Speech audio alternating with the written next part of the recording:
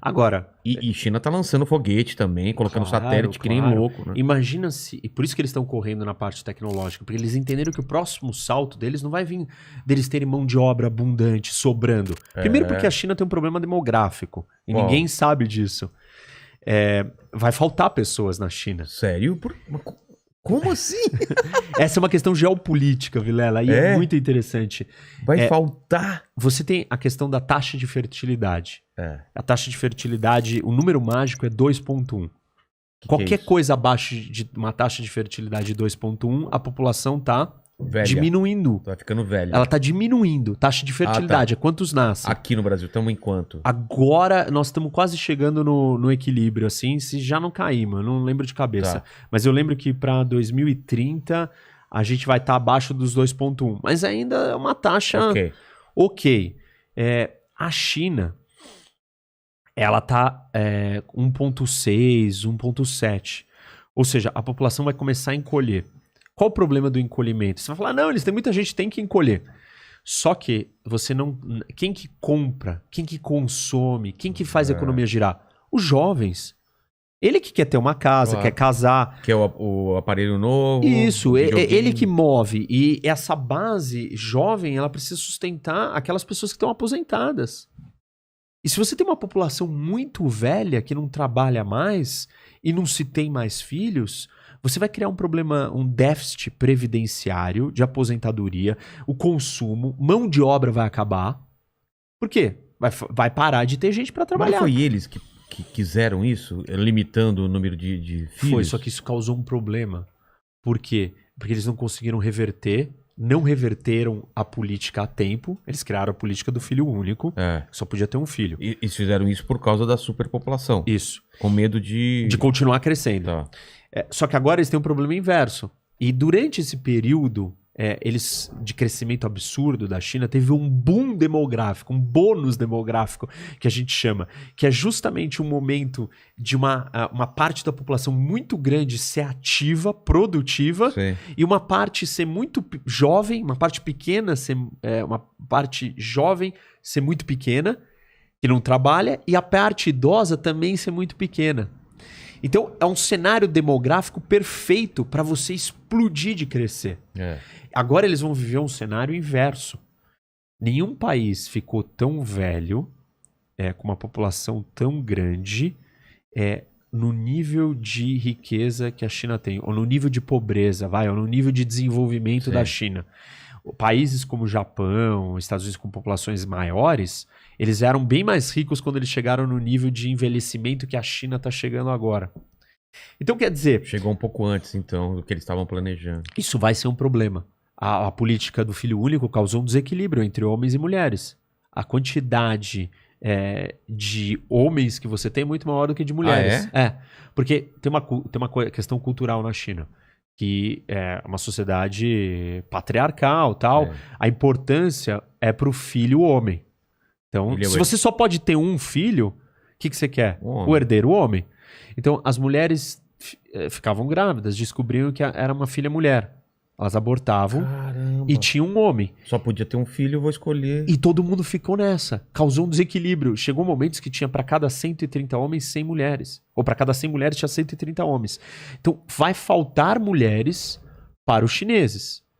Você criou essa política do filho único, por exemplo, eles brincam que o Exército Vermelho, né, ele fala que criou um exército de pequenos imperadores. O filme Pequeno Imperador Chinês. Por quê? Porque são todos mimados, porque é filho único. É diferente a dinâmica numa casa que tem mais filhos. Então, assim, tem milhões de impactos nessa política demográfica e isso vai afetar a China como um todo. Como afeta vários outros países. A Alemanha tem problema com isso, por isso que a Alemanha está abrindo para a imigração. Os Estados Unidos é o único país com desenvolvido que consegue ter uma taxa demográfica razoavelmente positiva. Por quê? Porque ele aceita muito imigrante. Então o imigrante compensa. Como que é essa coisa lá na China? Não tem imigrante? Não, é um país já gigante, difícil você querer migrar para a China, não é um lugar, né, muito aberto. O Japão tem esse problema, também não aceita imigrantes, a população está envelhecendo e os japoneses vivem 150 anos. Né? Exatamente. Não morre. Não morre. Só que se aposenta. E gera um custo pro... Isso, então, e o custo de saúde, tem uma série de custos, é difícil você sustentar. Então, os Estados Unidos... Porque tem uma regra aqui que não falei, as pessoas não vão entender. É um axioma isso. Quanto maior a renda, menor é a taxa de fertilidade. Certo. Quanto mais renda você tem, menos filhos você vai ter. É doido isso, né? Por quê? Você entende Claro. a realidade, né? A renda, O eu digo, custo, educação, ensino, acesso à informação. Você entende o quanto difícil é isso. Então você se controla, você se planeja. Você tem dinheiro para controlar. Você faz isso direito. Para planejar, né? Como é que um país que começa a ficar muito rico, ou que é muito rico, vai manter a sua taxa de fertilidade? Só tem um jeito, que é a fórmula americana. Qual? Imigração. Imigração. Isso. Abre as portas e deixa o resto vir. Mas lá, como é um regime totalitário, eles podem obrigar as pessoas a terem mais filhos. Podem obrigar, assim, a França criou vários programas de incentivo para isso. Então você tem desconto de imposto, você tem escola de graça, você tem férias de paternidade, um período maior. Você tem uma série de medidas para incentivar. E deu certo. A França é um dos países que está conseguindo ter uma situação demográfica melhor, sair desse problema. Agora tem outros como a Alemanha que não conseguiu, o Japão não conseguiu. Aí a Alemanha abriu agora para a imigração dos refugiados. Parte da justificativa é essa. Nós precisamos de gente, pessoal. Claro que aí tem a questão da identidade, do confronto cultural. Vamos aceitar receber essas pessoas. Tem todos esses temas políticos. Tem aqueles cálculos, né, que o pessoal faz que não sei em quantos anos a Alemanha não vai ser mais a Alemanha. Isso. E aí essa mistura cultural também tem tudo a ver com a geopolítica. E esse é um conceito que vale a pena eu explicar. Que existem dois tipos de amor. O amor herdado e o amor adquirido. O amor herdado é o amor que você sente pelos seus pais. Você não escolhe. Você não vira a corda assim, né, como a sua esposa, né, em algumas partes do mundo. O marido. Você vira, nossa, gostei, que pessoa incrível, tal, vou ficar com ela. Esse amor é adquirido. Você escolheu. Os seus pais, você não escolhe, você não fica fazendo compras, né, procurando, aquele ali parece legal. Você herda. A nossa relação com a terra é igual com o lugar de onde você veio. Certo. Você pode mudar de nacionalidade. A sua relação do Vilela com a República Federativa do Brasil é diferente com a relação que você tem com a terra do Brasil. A terra que você fala o quê? O lugar de onde você veio. Tá. A sua cidadania, nacionalidade, você muda de nacionalidade. Você adquire um novo amor. Eu quero ser francês agora. Você muda pra lá. Mas você não apaga o lugar de onde você veio. Que é o quê? Você nasceu aqui. Exatamente. Isso te marcou, te moldou. Te trouxe uma característica cultural. Te trouxe um laço com a terra. Então, a gente pode explicar o mundo por esse embate entre o amor adquirido e o amor herdado.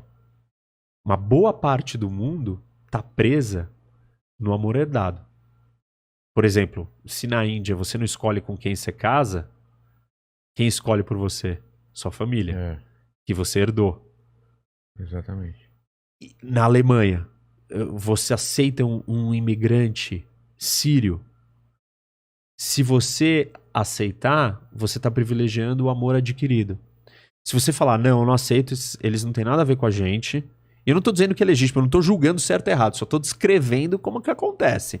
Se você não aceitar, é porque você está privilegiando o seu amor herdado.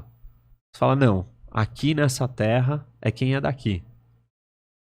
Esse é um grande embate entre globalização e uma visão cosmopolita do mundo, por exemplo, entre os tradicionalistas, conservadores ou religiosos ou nacionalistas versus cosmopolita, internacionalista, sei lá como você quiser chamar, globalização. Então, mas é uma coisa muito complicada de você avaliar e certamente quando você começa a avaliar vem um monte de ranço ideológico e tal.